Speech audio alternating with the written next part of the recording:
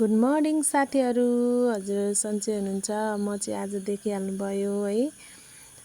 मेरो चाहिँ आज घरमा रोपाइँ भएको कारणले कामहरू यस्तै हो, गर्न थाल्दैछु। कुखुरा ल्याउने, काट्ने, पानी तताउने, साथसाथै अब कुडो पनि हेर्नु परिहाल्यो। देख्न सक्नुहुन्छ मासु बुइनले चाहिँ भिडियो गरिदिन्छु हेर यताउता भन्दै थियो कि, अनि मैले ल ल अब के भिडियो गरेर जान्छस् त भने म चाहिँ धारैमा बसेर काट्दै कि, किनकि अब भित्र फोहोर हुन्छ नि त धेरै।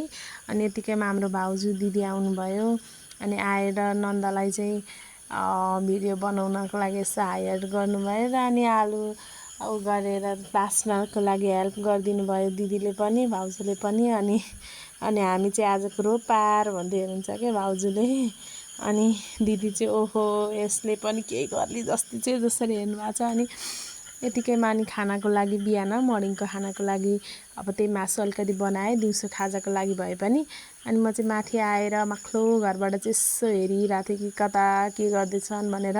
मम्मीहरू बिउ बोक्ने काम धमाधम, अनि यहाँ दाइहरू चाहिँ ट्र्याक्टर जोतेर बिहानदेखि नै गरेको नि त खाना। अनि मैले भिडियो गर्दा चाहिँ त्यो रित्तो थालमा चाहिँ के गरेको अगाडि नै गर्नुपर्छ नि रे। अनि दाइ मेरो भागमा छ नि त बाँकी भनेर अनि यहाँ खाएर देखाउँदै हुनुहुन्छ। अनि हेर्नु न, अनि एकदम स्लो मोसनमा के मिठो छ भनेर। अनि चिसो खाँदा त एकदम के हुन्छ नि तिन पाने खा जस्तो गरेर रियाक्सन के भिडियोको लागि।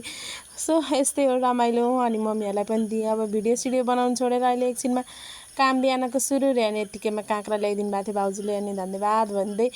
अनि फेरि म चाहिँ बेला बेलामा कहाँ पुग्दो रहेछन् कहाँ भनेर रोपारहरूले कति रोप्न थाल्नुभयो भनेर म चाहिँ बेला बेलामा आएर भिडियो बनाउँदै थिएँ कि। अनि यतिकैमा फेरि दिउँसोको लागि खाना बसालेँ। अनि त्यसपछि हामीलाई चाहिँ छोडिदिने अरूको लागि ती तीनचोटि बनाइसकिस् भन्न थाले हाम्रो यहाँ कालीमाताहरूले। त्यो भएर अनि यिनीहरूको लागि पनि केही लु खाऊ है त तिमीहरूलाई पनि भनेर। अनि बिहान मम्मीले काटेर राख्नुभएको घाँस थियो, अनि त्यो घरले दिनभरि थुनेको चल्ला भनेर रातभरि भनौँ न। अनि छोडिदिएँ यिनीहरूलाई पनि लु जियो जिन्दगी भनेर। अनि हिरोको रोल पछि भने जस्तो त्यस्तै भयो। अनि यही काँक्रा अचारको लागि साधन रेडी गर्दै थिएँ कि ट्याक्क आइहाल्नु भयो, घाम धेरै भयो भनेर। अनि चिसो दिएँ सबैजनालाई एकदम गफ कुराकानीको साथमा। अनि ती चाहिँ चिसो नखाएर बस्नु भएको थियो। अनि ठुलो मम्मी यहाँ पुरै इङ्ग्लिस बोल्दै हुनुहुन्थ्यो। अनि त्यसपछि दिउँसोको मेरो खानेकुराहरू बनाउनु फेरि सुरु हुन्छ। साथीहरू देख्न सक्नुहुन्छ देखाउँ लाग्ने भएको छ। अनि यतिकैमा फेरि मैले कहाँ आइपुग्नु भएछ भनेर अनि हेरेको त ट्र्याक्टर लिएर अगाडि घरमुनिकै गरामा आइसक्नु भएछ। अनि मेरो दादा चाहिँ काम त्यति धेरै असर लाइकन गर्नुभएको छैन नि त, आज पहिलो दिन हो। अनि त्यसपछि कसरी खन्नुहुन्छ भन्दै हेर्दै थिएँ। मेरो बुइनी त्यस्तै आज पहिलो दिन बिउ फाल्दै चाहिँ सकि नसकी भए पनि।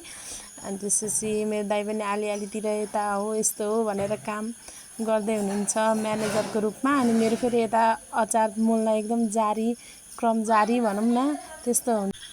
अचार एकदम साथ मोलिसकेपछि दाल पनि मैले कस्तो भयो भनेर हेरिसकेँ। त्यसपछि सबैजना एकछिनमै साथीहरू आइसक्नु भयो। अनि म चाहिँ माथि ठाउँ नभएर तल बिछ्याएर एकदम साथ खाना पस्किँदै थिएँ। अनि सबैजनाले खाँदै हुन्थ्यो मिठो छ भन्दै।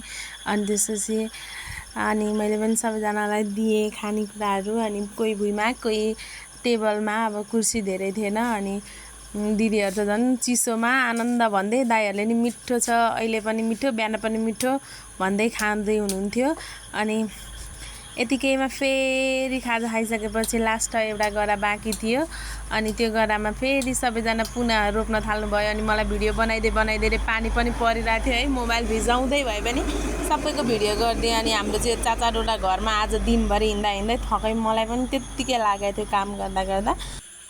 Thank you for watching my video guys. अनि सबैलाई मिठो मिठो सम्झना। अनि मेरो भ्लगलाई सबैजनाले माया गरिदिनु होला। हस् त धन्यवाद। भिडियो अन्त्य हुँदैछ, सबैजनाले चाहिँ बाई बाई गरिदिनुहुन्छ। अनि यतिकैमा लास्टको रमाइलो भन्दै हिलोसिलो खेल्ने क्रम चाहिँ जारी नै छ। हस्, थ्याङ्क यू फर वाचिङ।